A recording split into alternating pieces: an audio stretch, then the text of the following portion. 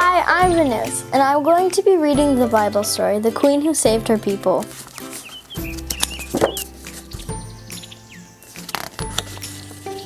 Long ago, Persia, a land like a dream, King Ahasuerus decreed that the cream of all the young maidens be brought to his throne, and from them he promised to choose one alone. She'd reign as his queen and she'd be his dear wife. What girl wouldn't love to live that sort of life?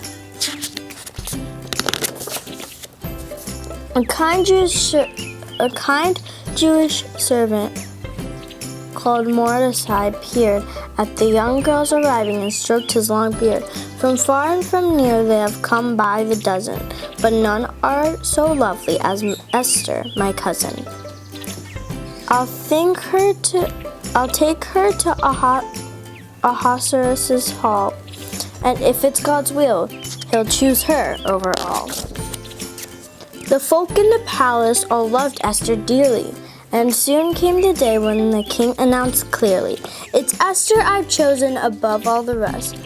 "Hurrah!" cried the crowd. "He has chosen the best." The whole kingdom stopped work to honor their queen, with feasts such as never had been seen. At first, life was sweet for the happy young bride.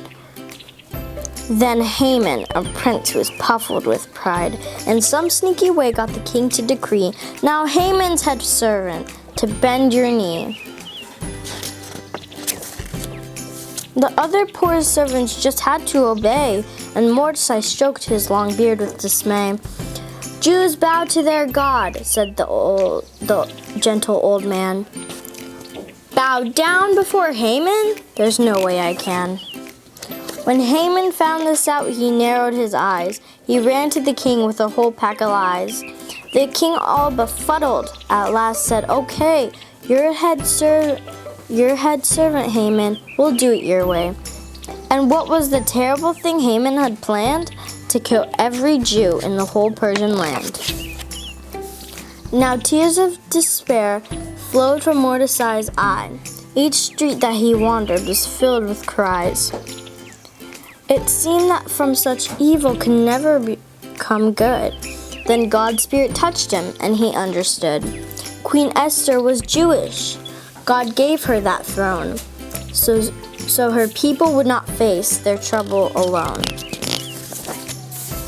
A servant told Esther about Haman's plan. "Oh no," cried the king, "what a horrible man. I'll stop him, I promise. I know what I'll do. We have a feast for the king and invite Haman too."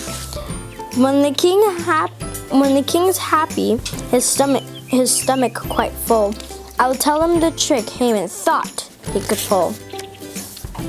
The feast was soon ready, the candles burned bright, but Esther somehow felt the time was not right. "I'll have them tomorrow to another great feast, and then tell the king that his servant's a beast." So next day the cooks did the whole thing again. The queen and her guests ate and ate and ate. Then, "I've something to ask you, dear Ahasuerus," said Esther. "Is there any chance that you'll spare us? Would you have your queen killed and her people too? I thought that you loved me. Please tell me you do." At first the king thought that she was just having fun, but then Esther told him what Haman had done. "He what?" cried the king, and did Haman shake then? And soon no one saw him, not ever again. Good Mordecai took over Haman's old job. He wisely and happily ruled the whole mob of servants who now like to cook and to clean. Our life so much better. It's thanks to our queen. Then all of the Jews in the whole Persian land held a Thanksgiving feast. 'Twas the first ever planned. We thank God for Esther. To him we sing praise. We'll thank him and trust him the rest of our days.